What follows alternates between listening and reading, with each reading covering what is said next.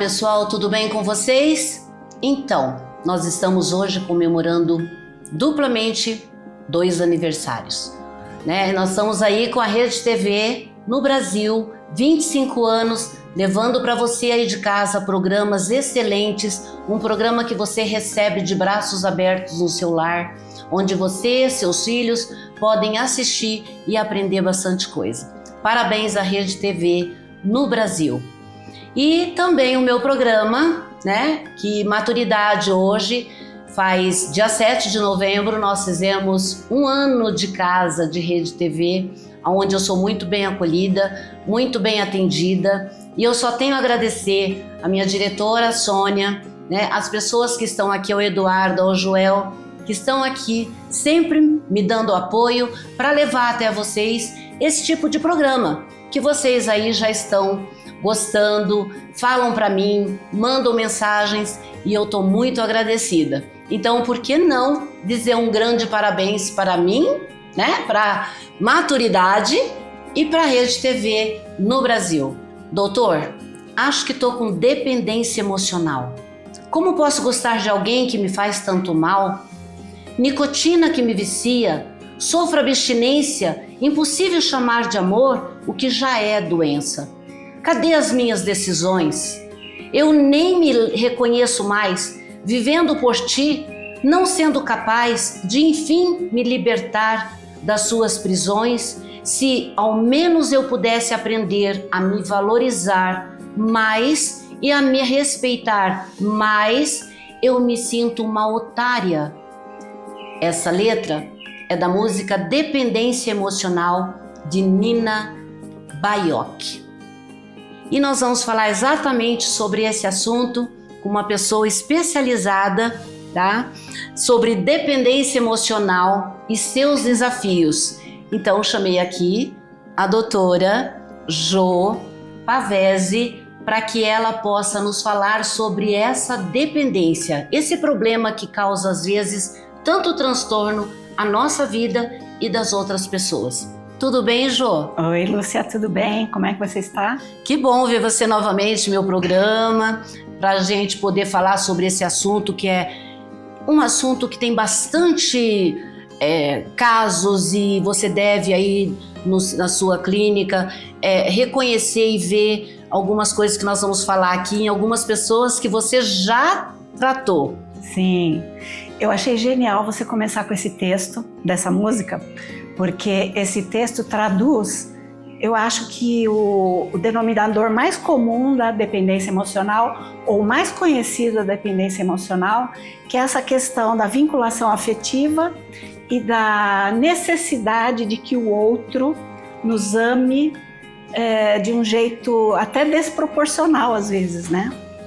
Então, seria importante a gente abrir um pouco o tema, Lúcia, até porque eu gostaria de explicar um pouquinho para o teu público, né? Como que acontece essa questão da dependência emocional? Eu acho que a gente podia começar abrindo um guarda-chuva que é assim: o ser humano já nasce dependente emocional e dependente físico, sim, né? Não tem como. O ser humano leva um certo tempo para ganhar a sua própria autonomia.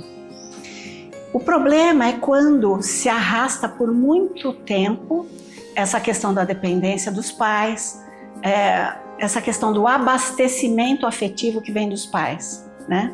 Ou dos cuidadores em geral. E essa pessoa começa a transferir para suas relações do cotidiano o mesmo nível de dependência emocional. A dependência emocional se traduz por... A frase que define a dependência emocional é: eu sou uma pessoa insegura, desamparada, que preciso que alguém cuide de mim. Essa é a frase clássica da dependência, sim, emocional. E aí você começa a perceber esse tipo de comportamento ou de padrão de comportamento em várias relações da pessoa. Então, quando alguém me procura no consultório para tratar questões relacionais, uma das coisas mais simples de se mapear é o grau de dependência emocional, que tira, por exemplo, a autonomia da pessoa, que torna a pessoa insegura, que deixa a pessoa dando uma importância acima da média para determinados tipos de relacionamento que ela tem. É quase que uma submissão à opinião, à aprovação, ao reconhecimento de terceiros. Isso é sem perceber? Porque normalmente a pessoa que é dependente, ela não vê o grau que ela já está. Sim, são processos basicamente inconscientes. Inclusive, quando eu revelo isso para a pessoa num trabalho terapêutico, a primeira manifestação é: mas isso não é comigo. Eu não sou assim. Existe uma negação, porque ninguém quer ser, como é que se diz assim, confundido com alguém inseguro. Todo mundo quer ter seu grau de autonomia, claro, preservado. Eu posso, eu sou. Isso. Só que esse comportamento, ele acontece dentro de uma dimensão da pessoa que a gente poderia chamar de criança ferida, por exemplo. Aquela parte da pessoa que não se desenvolveu bem Uma ainda. birra? Vamos dizer assim? Não. É uma parte que ficou um pouco infantilizada na necessidade de buscar amor e aprovação de outros e não de si mesmo. Entendi. E eu achei genial a tua ideia de colocar o texto da música, porque a cultura ajuda a criar esse tipo de percepção. Então você vê a música, tem uma música clássica da Bossa Nova que é impossível ser feliz sozinho. Quer dizer, então, já tem uma cobrança. Já tem uma questão aí que a pessoa fala: bom, se eu estiver sozinho, ninguém me amar ou ninguém me validar, quem sou eu? Né? Exato. E aí você tem as novelas, os filmes, que acabam trazendo esse aspecto de influência cultural num padrão de funcionamento que gera muita dor. Né? Tá, e essa que desencadeia tudo isso, chega a que ponto? O que desencadeia isso é a necessidade da pessoa de ser amparada por alguém. A necessidade? A necessidade. Significa que ela tem um registro de desamparo, de falta de percepção da sua própria potência para dar conta da sua própria vida. Então, chega quase a um ponto dessa pessoa ser uma espécie de vítima insegura que precisa de alguém que a salve, né? Isso é a dependência emocional. Interessante, porque assim, quando a gente percebe que até não precisa nem ser um psicólogo, né? Vamos falar a verdade. Você fala assim: nossa, mas essa pessoa está me ocupando tanto. Eu poderia dizer para essa pessoa que ela é uma pessoa dependente de mim? Olha, não necessariamente com essas palavras, mas você pode dizer: olha, determinados comportamentos que você evidencia me fazem sentir um peso. Eu sinto que eu tenho que ter um compromisso com você que talvez eu não quisesse. Então você pode começar a dar dicas para a pessoa do quanto ela está demandando exageradamente. Como esse assunto é bacana de ser falado, porque você aí em casa, a gente tem esses amigos, né, que de repente pesa tanto, a gente liga por qualquer momento, qualquer hora, quer falar, quer ser escuta. Olha, se escuta, eu tenho um assunto para te falar. E aí às vezes você pensa: meu Deus, o que eu faço? Eu vou mandar para um psicólogo, né? Porque às vezes você fica até cansado. E o que eu tô sendo para essa pessoa? Então, dependendo da forma como você lida com a situação, você pode estar sendo codependente. É isso que eu queria mostrar, porque a dependência emocional, ela tem duas faces, né? Uma é a dependência emocional passiva, que é essa que você fica demandando do outro o cuidado, se submetendo à opinião do outro. Você não toma uma decisão sem que o outro te auxilie, né? E o outro lado da moeda é a codependência. Então, se na dependência emocional a frase clássica é: por favor, cuide de mim porque eu sou uma pessoa desamparada, na codependência é assim: por favor, me deixa cuidar de você porque eu sobrevivo da tua dependência. E às vezes também sem perceber. Sem perceber, é um jogo psicológico que se instala. Então tem uma pessoa querendo ser salva e tem um salvador prontinho para salvar. Aí é a fome com a vontade de comer. E eu acredito que em casa você deve estar pensando: nossa, eu tenho alguém assim, eu sou assim, será que ele também é? Então, olha, isso é um assunto para se pensar. Gente, assista esse programa até o final que vocês vão ter novidades aí, viu? Porque falando sobre dependência, a gente acha que não é um problema mais sério, mas é, né? É porque gera muita dor, a pessoa se sente cansada, dos dois lados, né? Da dependência, da codependência. as pessoas se sentem extremamente cansadas, desvitalizadas, porque uma se cansa de pedir afeto e a outra se cansa de doar, de suprir algo que às vezes é um buraco sem fundo. Mas tem aí um ponto em comum dessas duas faces. Ambas as pessoas querem ser amadas. Sim. Então, são moedas de troca que a pessoa acaba usando para poder sobreviver nesta relação. Uma usando a outra. Quando a gente fala usando, dá um peso, né? Mas é um processo de benefício, próprio, né? Tá, então a palavra usar, mesmo... Porque assim, eu acho que a pessoa não percebe que ela tá usando a outra. Não percebe. É um processo bem inconsciente, muitas vezes inconsciente, né? Então é importante que, ao ouvir esse tipo de abordagem, as pessoas comecem a se questionar assim, mas que tipo de utilidade esse relacionamento está me trazendo?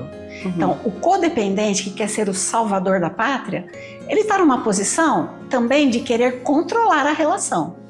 Porque enquanto ele está controlando a relação, ele está suprindo o outro, ele está solucionando problemas para o outro, ele está entrando numa posição de ajuda que não mobiliza o outro a se ajudar. Quer dizer, ele também está sendo ajudado, independente do que ele está fazendo. Seria isso? Ele está se beneficiando de se manter no controle da situação, de querer que as coisas saiam à sua forma, entende? De querer que as coisas sejam feitas do jeito que ele imagina. Então é uma condução para alimentar o próprio ego do codependente, né? Não sei se fica claro isso que eu tô... Então, mas o codependente, ele já sabe o que ele quer. Ele precisa do outro, ele precisa de cuidar do outro para que ele receba. Nem sempre ele sabe. Essa é a chave. Vamos pensar assim, ó. Como codependente, enquanto eu estou colocando a minha energia para salvar o outro, eu estou tirando essa energia de mim. Então, significa que eu quero me ocupar com a vida do outro para não olhar para a minha própria vida. Porque tem feridas aqui que eu não trabalhei direito. A minha criança interior, ela está aqui ativa, querendo cuidar da criança interior do outro. Mas e o meu adulto, quem que cuida? Então, essa é uma questão. Mas isso não é uma armadilha? Total armadilha. Por isso que é um tema que afeta tanto as pessoas. Por isso que é um tema que aparece tanto nos consultórios e que precisa de atenção. E que isso não era falado há algum tempo atrás, né? Olha, eu não sei se não era falado ou se agora nós temos muito mais informações sobre isso, né? Então, é um tema preocupante porque as pessoas perdem vida se enrolando num jogo psicológico de salvador e vítima. É verdade. E sempre tem uma pergunta, né? Você é feliz? Eu estou feliz? E às vezes a resposta é muito simples. Um dos papéis ou uma das funções que o codependente mais exerce, para quem é o dependente, é tentar fazer o outro feliz, de qualquer jeito. Então ele tenta abastecer ao máximo para consertar coisas e também para ter importância. Né? O codependente, ele quer ter importância na vida de alguém, porque provavelmente para a vida dele ele não viu essa importância ainda. E o dependente, que entra numa posição mais passiva, acaba adoecendo, acaba perdendo a alegria, a felicidade de viver, porque ele não tem a autonomia que provavelmente ele gostaria de ter. Ele não se permite ter essa autonomia. O dependente emocional às vezes deixa de fazer algo para si para fazer pelo outro, para agradar o outro, para ter reconhecimento. Então, perceba que dos dois lados da moeda, o que nós estamos tratando aqui é da falta de amor próprio. Sim, com certeza. Da baixa estima, da necessidade de uma busca equivocada de amor. Porque para o codependente, o que ele quer é ser útil na vida de alguém. Se tirar aquela tarefa dele, o cuidado que ele tem com o outro, o que sobra? Ele acha que é um fantasma, que ele não vai dar conta de ser só ele. Então ele tem que ter uma utilidade. Isso acontece nos jovens, na pessoa mais madura, no idoso, todas as idades? Todas as relações. Então assim, quando a gente fala de dependência e de independência emocional, É claro que em determinados momentos da nossa vida a gente tem dependência uns dos outros. Sim. Aliás, nós somos interdependentes, mas nós não precisamos entrar na parte disfuncional da dependência. Porque, por exemplo, se eu fico doente e eu preciso de uma ajuda e você vem me ajudar, isso é uma dependência momentânea, não é um padrão de funcionamento. Entendi. Isso é bem importante. Isso é bom explicar. Porque nós precisamos dos amigos, nós precisamos dos amores, nós precisamos dos afetos. Os nossos relacionamentos são importantes, né? Obviamente. Mas se você usa essas muletas com frequência para acionar uma amorosidade equivocada, você está adoecendo e provavelmente o outro que está na relação também. Então, às vezes, a gente acha que para cortar a dependência emocional, nós precisamos cortar a relação de amizade ou de afeto mais íntimo, então. Não, nós precisamos modificar os padrões. Não precisamos cortar as pessoas das nossas vidas, a menos que seja uma relação altamente tóxica. Mas você fala nós, tá? Como que eu vou dizer para outra pessoa que ela está me confundindo com uma psicóloga, vamos dizer assim? Normalmente eu tenho uma pessoa que está exatamente me usando, né, para determinar que ela é muito boa para mim, que ela tá me ajudando em alguma coisa e ao mesmo tempo ela está me prejudicando. Como que eu chego a essa pessoa e falo? Sou eu que tenho que dizer ou ela sabe que ela está me prejudicando? Não. Gente, é muito difícil provavelmente isso. A pessoa não tem essa noção. Então seria bem importante você chamar essa pessoa e dizer como você está se sentindo nessa relação. O quanto você está sendo acionada e que talvez você não tenha condição de dar o apoio necessário para essa pessoa. Aliás, uma coisa super importante é você fazer uma discriminação entre o que é ajudar uma pessoa e apoiar uma pessoa. Quando você entra na relação de ajuda, você não está acionando nada no desenvolvimento do outro. Você está apenas suprindo. Colocando ali mais... Porque a pessoa está na passividade dela, sempre reclamando ou sempre se referindo às histórias que ela está vivendo. Quando você entra na relação de apoio, você se coloca como um auxiliar, digamos assim, mas você coloca a pessoa para pensar, você pergunta para ela o que você tem feito sobre isso. E aí você vai apoiando em cima do que ela tem feito e não em cima da passividade. Então, nesse exemplo que você trouxe, que é muito importante, muitas pessoas estão intoxicadas pelas reclamações e pelas falas inócuas das outras pessoas, é você ser o mais transparente possível, porque às vezes essa pessoa, a única coisa que ela precisa é de alguém que seja adulto o suficiente para dizer para ela: você está equivocada, você precisa de uma ajuda técnica, eu não posso carregar esse peso por você, eu estou aqui para te apoiar, mas não para suprir uma carência sua. E normalmente a gente não costuma falar não, né? Isso. A gente tem uma peninha daquela pessoa e não fala não. É libertadora a palavra não. Com certeza. Quando você chega a falar não para uma pessoa é porque realmente a coisa tem que parar e você tem que determinar e você tem que dizer: olha, eu vou te ajudar, mas nós vamos procurar uma psicóloga para você. Seria mais ou menos isso que eu iria falar? Você é uma adulta, você não precisa dizer nós vamos procurar. Você tem condições de procurar a sua própria psicóloga. Eu faço a pessoa, lógico, pensar. Por exemplo, alguém me liga e diz assim: olha, o meu marido, ele está precisando de uma psicóloga, então eu gostaria de agendar um horário. Eu digo assim: quantos anos tem seu marido? 49. Olha, eu acho que ele sabe pegar o telefone e me ligar. Saia dessa situação agora. Por quê? Isso é uma situação de codependência. Eu, como terapeuta, não posso entrar nesse jogo já identificando que ali tem uma situação de codependência. Então, o que eu faço? Eu tiro esse terceiro da linha e falo: olha, então peça para o seu marido me procurar, vou ter um prazer de falar com ele. Mas, por gentileza, não trabalhe por ele. Senão vai estar ajudando a fazer a mesma coisa. Vai repetir o padrão. E nas nossas relações é importante a gente não trabalhar pelo outro. A gente não ganha esse salário, a menos que a gente queira ter benefícios indiretos, como, por exemplo, controlar a relação, mandar na relação, ser amado pela utilidade que a gente tem, né? Depende da posição que você quer ocupar. Ou do peso que você quer carregar. Exatamente, então... E isso que nós estamos falando, gente, é amizade, é dentro do trabalho, né? No relacionamento marido e mulher, quer dizer, nós temos que saber realmente falar não. Exato. E por que as pessoas às vezes não falam não? Porque elas sentem culpa. Então, veja, a relação da dependência com a codependência muitas vezes gera culpa. Pensa nos pais que são altamente dependentes emocionais dos seus filhos. Em primeiro lugar, que eles já estão trocando de posição. Estão virando as crianças da relação, digamos assim, né?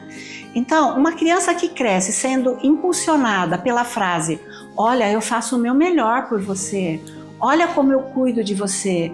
Portanto, está gerando um débito emocional na relação. Quando essa criança se torna adulta, talvez ela ainda não esteja preparada para dizer: pode parar, a culpa que você está querendo me colocar não me toca. Não é minha. Você é o adulto da relação, fique com isso. Você que trabalha com casa de repouso deve observar, habitualmente, a dificuldade que as famílias têm de tomar a decisão de trazer um parente, um familiar para a casa de repouso. Sim. O que tem embaixo disso é muita culpa, é muito medo de ser mal interpretado, de ser julgado por uma decisão que simplesmente é técnica. A decisão é a seguinte: você como ser humano, se for cuidar de um outro ser humano, você vai adoecer junto, você vai se desgastar, você não tem preparo técnico para isso, você não tem instrumentos para isso, você tem uma vida para cuidar, a menos que você não queira cuidar da sua vida, né? E quando você vai tomar a decisão de colocar uma pessoa que já não tem mais condição de independência numa casa de repouso, você precisa refletir sobre essas questões da culpa e sobre a sua preocupação com a sua imagem. O que os parentes vão dizer? O que os vizinhos vão dizer? Então aqui a gente está tratando de dependência emocional? Sim, sim. Então é um assunto tabu que as pessoas precisam começar a encarar e tratar. E você falou uma coisa muito correta. Nós, como casa de repouso, o que a gente percebe? Que quando a família nos procura, ela já está tão dependente em ser a cuidadora que ela não consegue permitir, né, que outra pessoa cuide do seu familiar. Então a gente vê isso muito aqui. Então, e às vezes nem deixa. Ai, não vou deixar, tô morrendo de dó, tô com uma peninha. Esses dias eu ainda perguntei: mas por que você tá com dó, com pena de deixar seu idoso na casa de repouso? Na sua casa tem médico? Na sua casa? E daí eu fui colocando para ela todas as benfeitorias que nós temos aqui e oferecemos para o idoso. E daí eu começo a contar e falar: olha, o seu pai, ontem ele estava batendo o pezinho e você falou para mim que ele não gosta de música, mas ele estava ali, né, com o pezinho. Então, até você fazer o familiar entender que ele pode dar pra gente, dar a oportunidade de dar liberdade, né, para que ele possa se sentir útil do outro lado. Isso que você está falando é maravilhoso, porque me fez lembrar uma questão muito importante do codependente, que é assim: ele está lá suprindo o outro, para o outro ficar bem. Sim. Só que a hora que o outro fica bem, ele começa a reclamar. Ou cobrar. Ele diz assim: ué, mas você não fazia isso antes, agora você está fazendo. Que é o que você falou, né? Mas o meu pai não dançava. Como que na casa de repouso ele dança? Exatamente. Então eu não fiz direito? Quer dizer, o codependente, às vezes, ele não quer que o outro se cure, não, tá? É verdade. E é um assunto bastante longo, né? Nós teríamos aqui muito mais de um programa, pode ter certeza disso. Eu acho interessante que no nosso dia a dia, nós somos codependente e somos dependente em todos os sentidos.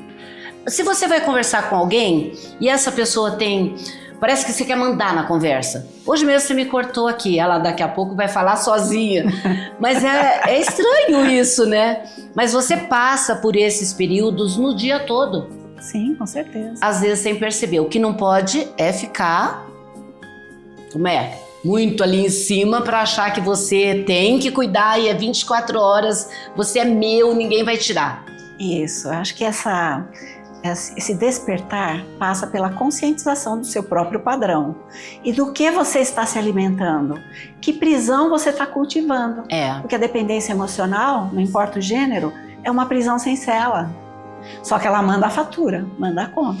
É verdade. Você aí em casa deve estar pensando o quê? Nossa, serviu para mim esse programa, porque serviu para mim o que você me falou agora.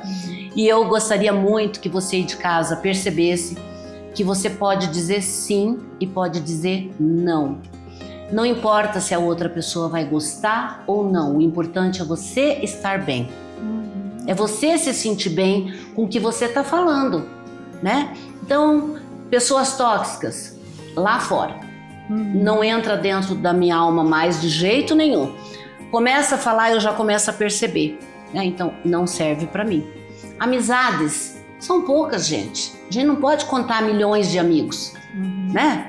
E a gente tem que ter poucos amigos de verdade que eles possam nos ajudar nos momentos que a gente precisa. É isso? É isso mesmo. Eu acho que assim, a partir do momento que a gente identifica pelo menos uma partezinha nossa que está fazendo essa disfuncionalidade, a gente já pode se antenar e dizer assim, opa, em que parte que eu estou tão insegura que eu preciso que alguém resolva para mim?